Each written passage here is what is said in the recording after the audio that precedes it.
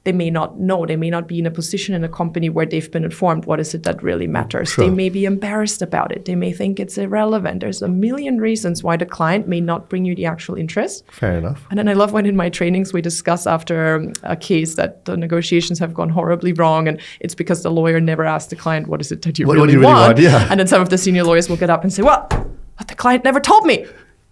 And I try really hard, because I'm such a polite person, right? And I try really hard to then not smile too big and say something like, so are you trying to say you didn't ask?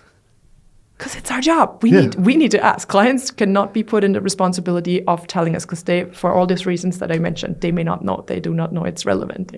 They're not aware. So it's a lawyer's job to find out, what is it that you're really hoping to get out? Yeah. I mean, I think I remember when I was just like you. I've had the benefit of the wisdom of Joel, and so I was in a class with him in the past, and he was basically teaching us from the Harvard negotiation project. And I remember BATNA. We all talk about that. The best alternative to a negotiated agreement. So that's part of the process where you've got to prepare with your client to understand, look, what is it you really want, and what are you prepared to accept that if you don't even get this, then you would walk away because your alternative is better than what they're offering and stuff like that. So this is all part of the preparatory work that comes from understanding your client's position and then trying to figure out how you can also understand the other person's side of it. And you teach all of that online. So that's another tool, right? That BATNA analysis is another tool that most lawyers have not been taught. And so when you do not know decision analysis, for example, decision trees, where you go and calculate your process risk, what's that case really worth? We as human beings cannot calculate that. Like, not even just lawyers who are apparently bad with numbers. I don't know if that's might just be a European stereotype, right? But we do not have the ability to calculate what is that case worth. So I do this with lawyers all the time, even in-house lawyers, where you feel like they have a very big incentive to not take something to court that's not worth the money. So if I give them a case and I say they're claiming for $1 million, but you will have various decision notes, we call them, right? Is this going to be time barred? Was there a valid limitation of liability? Will the court find causation? So I give them a couple of criteria and I tell them, here's a 70%, here 50%, here a 30%, that this is how the judge is going to find. How much is that case worth to you? Or in other words, how much does the other party have to offer you in settlement for you to take it and not go to court? And then I let them guess, and they'll come back with 500,000, 600,000, 700,000. It's usually above at least half. And then we calculate, and the case is worth $130,000. So realizing, all of these are tools. So when I talk about tools, it's that preparation, it's that understanding of what is that zone of possible agreement. How can I stretch it to how far the other side would go? Is finding a space to agree where a negotiation is in a complete deadlock, where most lawyers would just throw the towel and everybody runs and says, okay, legal department, we need you to enforce this contract because clearly we're not getting anywhere in negotiation because we haven't been trained. If you had been trained in these tools, you would find 5 and more ways to reopen that negotiation from a different angle because you have a whole belt of tools, not just the hammer. So it sounds really interesting that lawyers in real life ought to have these skills, but they're not being taught these skills, at least not part of the traditional formal legal training that we all get. So how did you end up in this space? Like what led you into this from the legal industry? More or less happenstake. So I always wanted to be a lawyer. When I was 14, I set my mind to I'm going to become a partner in a big law firm one day, which is very random given that my parents own a vineyard, and not the lovely sort of you drink wine all day, but you are out in the vineyard in the vineyards every day working. Where did this so I had from? an escape. That was my. Were you influenced by something on TV or read summer books? Internships? Wow. So at 14, I marched into my first law firm. That's amazing. Just helping out over the summer, and I did that every year since. And then at 18, I decided I'm gonna go to Harvard because I was at the campus and I saw all of that, the people there. Like, this is fascinating. This is helping me get out of wine. And which, funny enough, now somehow this law brought me back into wine, but that's a different story. You made a bad choice. I would have stayed with the wine any day. Just you can give me always the wine. go into it, back into it. Yeah, but go on. So that was a goal. If I have a goal, I go for it. So at 14, I decided I'm going to become a lawyer. Okay. I worked every year at small law firms, big law firms, national, international. Had a look at everything, but university, tenure track, postdoc tenure track. And then eventually made it into Harvard, which was always my goal. And then only there realized that a lot had been missing in what I had been taught, right? So I'm at the point I was at Harvard, I'd been in the law for 15 years or something. Right. And by sheer coincidence, I took the Harvard negotiation project. Right. And it was such an eye-opener. At first, I was really upset. I was like, why is nobody teaching us this stuff in Europe? I was so upset. And then as... To be fair, I think a lot of US schools aren't teaching that either. I suppose so, but for me, this was the school that I knew. And then just over the course of that, it was a whole semester. And then you see the other thing that happens when you go to a top law firm or a top university, you're suddenly surrounded by lawyers that are all top-notch. Like you can't really tell them apart by sheer subject matter knowledge anymore. Right. And that was a penny drop for me, because it made me realize that at this certain level of your career, subject matter knowledge is not your biggest leverage anymore. Your clients can't see the difference of that 1, 2, 3 extra % of excellence you have as a lawyer. Right. They're not going to see it. What they see and what sets you apart is the how do you make the gravel hit the road? How do you get them results? How do you communicate with them? So I went deep into all of these, everything from communication for lawyers, client interviewing and client counseling is a whole semester course in the US again. I'd never heard about this before. The whole area of client satisfaction. What is it that really matters? Because we all think it's result, when process of how I get the client from coming through the door to paying their bill is just as much a critical factor in client satisfaction. So all of these things these softer factors of law and us being a service industry, really, and having to keep clients happy, because nowadays it's very easy to change. So I dug into all of that. I was very fascinated with it. I called it, after the end of the year at Harvard, I called my boss. I said, I'm not coming back. He said, I didn't think so. And I set up my own company. We lost another one to Harvard. Well, but Harvard lost, I joke and say Harvard got me out of law. So this is when I quit the law and I set up a company to do negotiation and client communication training full time, because I was determined to bring this back to Europe and to Asia, because I was so upset that this wasn't happening. No, but when you studied in Austria, so this is a civil law tradition, and Harvard, being American, is a common law based tradition, not quite the English one, but the traditions come from the same place. I wonder whether, when you said all of this wasn't being taught in your part of the world, does it have anything to do with the way that the civil law and common law, approaches are a little bit different in dispute resolution, where one is a bit more adversarial and one's a bit more inquisitorial? Does that reflect in the way, the idea that, well, you're not really fighting with each other that much, you're kind of helping the judge to get to the root of what's the fact situation. So we don't really need to train you on some of these softer skills, but when you come from a very adversarial kind of legal culture, lawyers need help. So we're going to train you on that. Did you feel like that's one possible Maybe on the reason? surface, but I'm not taking any excuse for us not being trained in the skill. And especially not, negotiation is one thing. So the way you're framing it now assumes that negotiation and advocacy is an adversarial across a big conference table in court sort of thing. But it's not. The whole way you prepare a case, the way you speak to your client, the way you find different solutions for your clients. We do that in civil law just as much. Right. And it's still not trained. So I'm not letting that as that excuse go. Fair. But this sounds like a really fun thing, as in, when you teach this to lawyers, do they generally feel like what you experienced when you went to Harvard, like, oh my goodness, where have I been all this time? Why hasn't this been taught? Or do they kind of look at it with a kind of amused skepticism and say, oh, that's great, another nice tool, but I've got lots of great tools? Generally, what's the reaction from lawyers when you teach them this stuff? They're generally quite excited, because it's practical, right? Okay. It's something that's graspable. It's something where they can make a big difference really fast.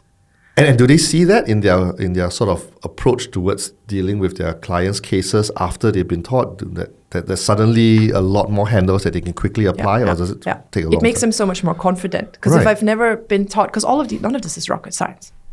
All of this is very common sense, but unfortunately common sense isn't common practice. So the whole, for example, client interviewing and client counseling in the US, we have a whole semester that takes you through, how do I open a conversation? How do I lead through the conversation? Active listening. How do I summarize? How do I tease out interest? It's very common sense, all of it. We just never thought about it. We never trained in it. So even if I have only a day with a group of lawyers, and we can go through what is that structure. We then do role plays, and we have a look at how can I apply that, especially if it's a more challenging situation, right? You're a younger lawyer and you have a demanding client on the other side who is sometimes also not very appropriate in how they handle you. Right. Suddenly you have the tools and the structure, and it makes you so much more confident in how you handle that person, how you handle the situation. So it makes a huge difference in a short time. That doesn't mean that so the bigger challenge is that for negotiation skills, for example, it's a mindset shift, right? From this competitive rights-based lawyering to a collaborative result-based lawyering. That doesn't happen overnight. So even if we have a 2-3 day boot camp for negotiation and people are very excited about it, it's almost like telling somebody on a soccer team, you are now playing the ball to the other team. And initially they do it, but they will fall back in their old pattern, wanting to score the goal and play with their own team. So it needs reinforcement because it almost needs retraining from what we've been doing for a lifetime, what we've been trained in. So do you feel like sometimes that lawyers are a bit resistant to negotiating at all? Because, this is not going to sound nice, but it's the reality on the ground that for some lawyers, going to trial is a very important part of their billing and their earning. So if they basically give up, a very long, complicated trial because they help the client settle, that makes it harder for them to be able to justifiably bill something to the client about it. So in a way, I think we mentioned that there may be some misalignment of incentives here where the lawyers, given the current fee structure in many places, they are sort of incentivized to fight so that I can bill more hours. But my client is not the best served that way. So do you encounter that, some resistance? Maybe not overt, but sort of a little bit of may not be the best thing to negotiate right now, blah, blah, blah. Because I've actually heard from someone who purports to be a mediator, so completely understands mediation, been trained in mediation, so on. But this person said, when I have a weak case, when my client has a weak case, I will try to go for mediation. When I have a strong case, I'll go to court and I will crush them. And I thought that was a very interesting perspective. I'm guessing there are 20, 30 years plus of right-based adversarial lawyer behind that mediator. Just because you suddenly wear a mediator tag doesn't change your entire approach to solving issues for your client, right? It has to be, there's definitely a misalignment of incentives. How do you help They won't say that. it? They won't say that to me, and I can't fundamentally change the way law firms are run because that's the culprit of how the billable hour is hanging over everybody's head and everybody is trying to make their numbers. So I don't know how we're going to have to get out of that first. But what I do see is that law firms that are future-oriented, that are modern, that do see the bigger picture, that play the game in the long run, they really seem to get past that. Also those that have more work than others. So that's if I have enough work, I'm not going to worry about some cases which should settle. I'm quite happy to make the client happy and get a file off my table because I have another case that's got to go to trial no matter what, and I got to prepare for it. So and plus alternative fee structures are conditional fees, for example, where you can negotiate an outcome-based fee with your client, and that kind of incentivizes you to help them settle because then you don't lose so much from not going to trial and stuff like that. And suddenly you're the one that's more commercially minded. Lawyers can be very commercially minded, just not enough when it comes to their clients' interests sometimes, I feel. Yeah, again, because you still have the billable hours that remains a problem, I suppose.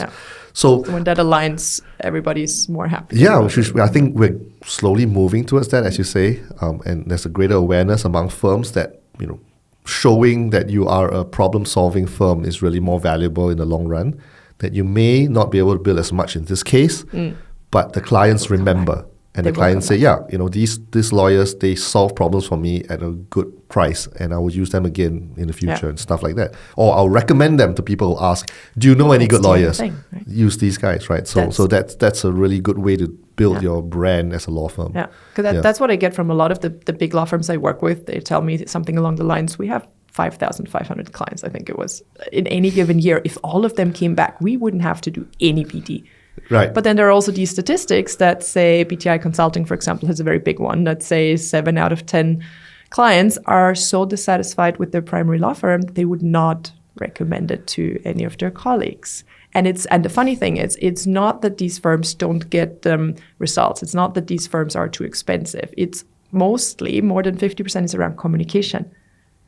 Interesting. Not being clear in your advice. Like one of the biggest complaints I always hear is, oh yeah, I'm getting back a ton of legal analysis, but what am I going to do with this now? Right. You have to add value. Like GC 500 conference the other day when they were talking about the dynamics between in-house and outside counsel. What I took away from it was, again, this line of, I'm sending you this, you sending me this back. You haven't added any value. I already know this, and you haven't given me a recommendation of what do I do. So that solution focus. So is it fair to say that actually what many of the bigger companies are looking for, because they already have a fairly sophisticated in-house legal team anyway, they don't really need from you guys legal analysis. They really need legal strategy. Yeah. Is that one way to describe it? Yeah, I love that term, legal strategy. Yeah. So if you as a lawyer can say, look, you want this problem solved. Here are your three options. Yeah, and pros, cons. This is the way we think is best, and these are your rights. Yeah. But how are you going to get your rights enforced? And you're going to go to court, and this is the direction it's going to be. It's going to take this long. It's going to cost this much. And we always say, even if you have a judgment in hand, it might be too late because by then the company is like insolvent, and there's no point, right? Yeah. So these are the other strategies which we advise, and you may not get as much out of it in terms of the quantum, but it's faster and it's cheaper, and you could and it preserve. lets you get on with business. Yeah, right? exactly. And sometimes in an industry where you only have a few players, if you're locked in a lawsuit with one, that kind of limits your options of who else you can deal with in the meantime, and that's just quite problematic in a small industry.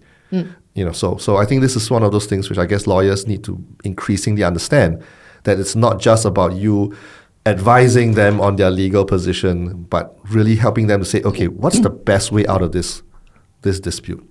That's the true value add, right? Yeah. Getting people back into doing their business or increasing the value of the business. Is there a live case out there that you feel like, I wish they didn't do it this way, and if you were the lawyers involved, you would do it differently? I mean, there's a great example that I love from a German colleague of mine who had this case where there was a German, what was it, wind turbine manufacturer, and they had a contract for delivery of these connector parts, and suddenly that supplier company in October messages and says, we want a 20% price increase and a 50 million one-time investment, or we will stop supplying by end of the year. And they tried to, initially they had a look into, okay, what's that going to mean? Okay, if we're not getting these transmission pieces by 31st of December, our plants with 3,000 people are going to be standstill position by January 20th.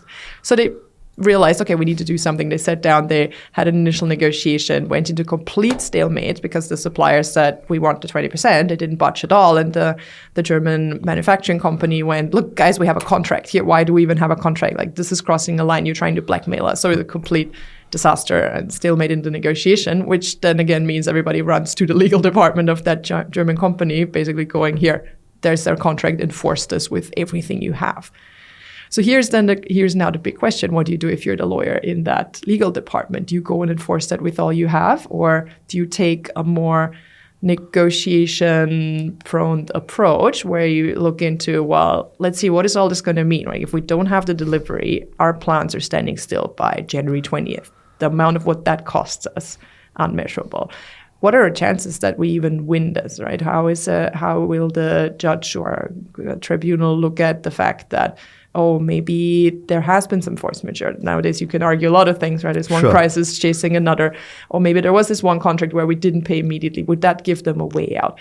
What are the odds that we even win this? But even more importantly, what's the time factor? Even if we were to win in court, and we can never be sure, then could we get this executed? Can we force them to deliver on this short notice? And here, when you start thinking that through, your chances are dwindling that you get your actual result that you wanted, which is them to keep delivering, right? So somebody who is more negotiation-minded would then look into what are some negotiation strategies that we can bring them back on the table and to look at this from different perspectives. So they would try and get, for example, higher-ups involved to go have that negotiation again from a different angle. They might try to change around the contract in terms of maybe a shorter time frame, a longer time frame, a bigger contract in terms of they deliver a bigger part, or shortening it, or making it a smaller contract, or looking for why are they actually asking for that significant price increase. And then they might have found out that the shareholders of that supply company were trying to shut that division of the business down because it wasn't very profitable. So they said, either you make it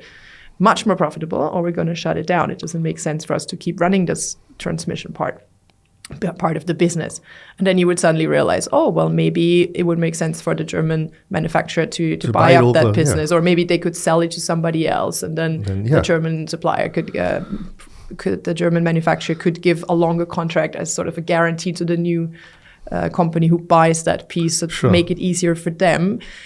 So thinking along the very different tools that you have, the different negotiation approaches. But the challenge is that the moment something feels like it's a deadlock in a negotiation, people will throw their hands in the air and go like, well, this is a deadlock. What are we going to do? The only way we have is going to court. But if you have these tools that a savvy negotiator has to reopen and help people save face and reframe the contract and the ideas. And you mentioned something really interesting there that I just want to sort of pick on. It's not necessarily sometimes when people feel like this is an impasse, a deadlock, and we can't move forward, so we need to go and sue the other side. But I've seen in cases where there's just a sense of injustice, as you said in this case, where are you blackmailing me? Are you taking advantage of the fact that you're the sole supplier, and then you want to just profiteering, using this against me because you know my plants were shut down, and because of that, I refuse to negotiate on principle. I think it's wrong. So do you get the sense that sometimes people are very steadfast in not wanting to compromise because they feel, rightly or wrongly, that there's some morally questionable behavior on the other side that they don't want to reward with 100%. Yeah. So what emotions, egos. So what do you say with that? How do you deal with that? If I see that the actual incentive, the interest, again, comes from an emotional, an ego, fairness, values, all of these are not, they're matters of the heart, not matters of the brain, we say. So you can't really speak to the brain and say, hey, but here's a contract and this is logical and here I have a right. Yep. People are not going to respond to that. You need to pick up that emotion that's underneath there. And lawyers hate that. Right? We didn't go to law school to deal with emotions. We're not therapists, but I often joke, and I say, even with clients, like sometimes a sofa in the back of your office would be very, very handy. Yep. Because that's what we do. We need to go to these interests. And if that interest is, I'm hurt, I'm feeling treated unfairly, this is against my values, this is against my worldview, you can literally not get through to people if something is against their values and their concept of fairness. Like there's been studies where they put people in a functioning brain scan, and they show them things that go against their values. And the brain will actively shut down and reject that information. It doesn't even get processed. So sometimes when you feel like people don't listen to you in a negotiation, they may actually really not, because you can't get through to them with your reasoning and your arguments. We said earlier, right, the one tool, persuasion and arguments, but it doesn't work if I make decisions only for my reasons and not for your brilliant arguments. Wow. So I guess in this case, the skill of the lawyer in this has to also now involve dealing with the human side of the conversation, and not just, hey, look, this makes sense for your company, this makes sense for us. It's not just about the numbers, but the fact that I'm sensing that there is something here that's a little bit, you feel like we've been long-term business partners and our act has been an act of betrayal and you can't let that go. Maybe we need to talk about that, and, you need to air your feelings about this so that we can really just understand why you are feeling so aggrieved and so on and so forth. It's almost, as you say, you're a therapist in a way, but recognizing that the decision maker at the other side is a human being. Yeah. You can't dismiss that aspect of it, because you just can't get them to agree if you don't acknowledge that they have feelings and sense of, again, right or wrong, they feel aggrieved. There's a sense of injustice, and it may just be a misunderstanding. It may just be, when you did this, I felt very offended and I couldn't believe that you would treat us this way. And then when the other side says, we actually didn't do this, it just looks like that, and this is what really happened, and then suddenly everything becomes a bit different where, wait, you mean all along I thought you were deliberately behaving this way, and now you're telling me that you didn't even realize it was happening, and that changes the complexion of this particular dispute. Yeah. And for a lawyer to be the one that unlocks that, I think that's a very interesting aspect of the work that I think most lawyers didn't go to law school realizing that that's something they need to know. Yeah, certainly not. That's amazing. Yeah, well, we're running out of time, but I just want to end with a slightly more personal question, as I do for all our guests. Do you find that in the professional space, when you're helping people to develop these skills, it's easier to advise people because you can be a bit, sort of objective and disconnected because it's other people's disputes. But when it comes to applying it into your own life, especially for personal problems, disputes with family and friends, it's a little bit harder to take your own advice. Do you find any of that? It's incredibly hard. It's impossible to do this with children. Don't ask me for negotiation advice with children. I have a 1.5-year-old and a 3.5-year-old, and they're my little team practice negotiators, I call them. So when we go on winter vacation, I don't go on vacation, I go on negotiator boot camp. So I actually wrote the blog I write before we went on Christmas holidays. I wrote one that was called Dealing with Children and Other Irrational Negotiators, a holiday edition. That's not my specialty at all. a lot of the tips around children and irrational negotiators are actually quite similar. So you can practice at home dealing with people who suddenly seem to burst into behavior that you don't understand. Right. Or they keep moving the goalposts. Because the fascinating thing is, once you've realized that nobody gets up in the morning thinking, today I'm going to be completely irrational. Nobody. I know it's very hard to imagine, but nobody gets up thinking today I'm going to be completely irrational. So the moment we find ourselves thinking, oh, this person's completely irrational, we take away the chance from ourselves to change something about it. Sure. So when you have these impossible seeming negotiations with your toddlers, with your kids, that's great learning opportunity. I feel like I'm getting so much better every day dealing with irrational or emotional negotiators because of my kids.